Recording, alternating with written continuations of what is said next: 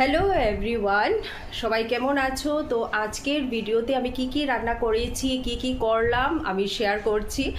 কিন্তু বেশি কিছু ঠিক শেয়ার করা পসিবল হয়ে ওঠে না, কারণ মানে অনেক কাজ থাকে, আমি অনেক সময় বিজি থাকি। তার মধ্যে এটা কার কার প্রবলেম হচ্ছে, ঘর পরিষ্কার করছো, পরিচ্ছন্ন করছো, আর তখনই মানে কাপড় ধোয়ার পর বৃষ্টি আসে, তো কাপড় নিয়ে আবার দৌড়ে ঘরে আসা, ঘর থেকে আবার রোদ দিলে বাইরে যাওয়া, মানে এখনের সিজনটা সত্যি মানে কি বলবো, খুবই প্রবলেমের সিজনটা হয়ে গেছে।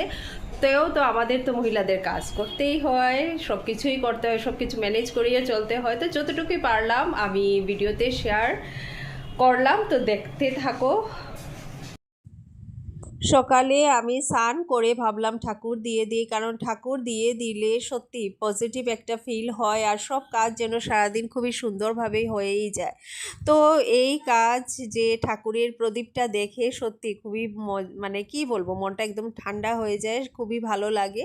কিন্তু প্রায় দিন দেওয়া হয় না ঠিক সকালে, আমার কোনো কোনো সময় আমার দেরিও হয়ে যায়, কারণ সব সময় করে করা হয় না। তো সকালে দিয়ে দিলেই ভালো হয়। তো আজ করলাম ইলিশ মাছ শস্য দিয়ে, এদিকে তেলে দিয়ে দিয়েছি কালো জিরে, সম্পাস আর পেঁয়াজ কুচি, কাঁচামরিচ কুচি, ভালো করে সাঁতলিয়ে নিলাম। সেখানে নুন আর হলুদ অ্যাড করলাম, বাট আমি মরিচের গুঁড়া একদম অ্যাড করলাম না। আমার হাজব্যান্ড সবসময় মানে পাতলাটা খেতেই ভালোবাসে, কিন্তু শস্যটা একটু গায়ে মাখা হলেই ভালো হয়। বাট কী করবো, সবার তো মন রাখতেই হবে।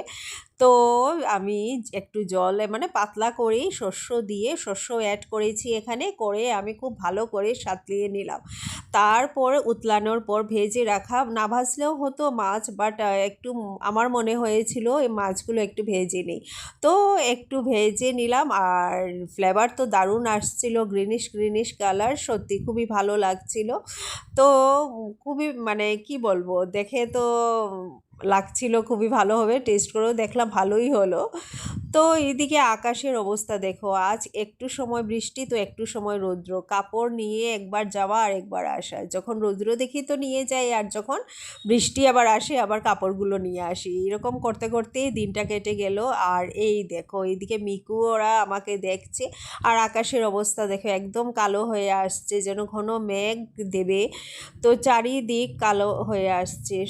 এই দিনগুলা, এই সময়টা মানে বোঝাই যায় না কোন সময় বৃষ্টি বা কোন সময় রৌদ্র, মানে এটা একদম সুইটেবল ওয়েদার না, ঠিক বলতে পারো। আর এই দেখো আমার বেলি গাছ, এই বেলি গাছে আজকে অনেকগুলো সাদা ফুল ফুটেছিল, যা আমি পূজায় দিয়ে দিয়েছি। সত্যি খুবই ভালো লাগে, আমার বেলি ফুল কিন্তু দারুণ লাগে। রজনীগন্ধার তো গন্ধ মানে বলার মতোই না, আগে ছিল, গাছ ছোট থাকতে, এখন নেই আর।